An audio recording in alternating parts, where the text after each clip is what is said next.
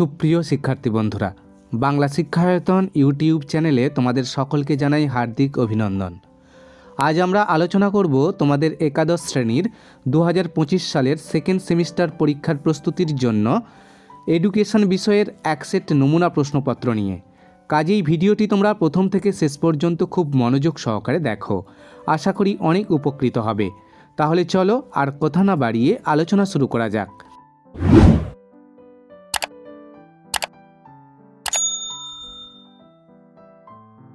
একাদশ শ্রেণীর দ্বিতীয় সেমিস্টার শিক্ষাবিজ্ঞান প্রশ্নপত্র। একের দাগের প্রশ্ন, নিম্নলিখিত যে কোনো দুটি বর্ণনামূলক প্রশ্নের উত্তর দাও। বিকল্প প্রশ্নগুলি লক্ষণীয়। 10 × 2 = 20। এর দাগের প্রশ্ন, বৃদ্ধি ও বিকাশের নীতিগুলি ব্যাখ্যা করো, অথবা বাল্যকালে শিশুদের শিক্ষার উদ্দেশ্যগুলি বর্ণনা করো।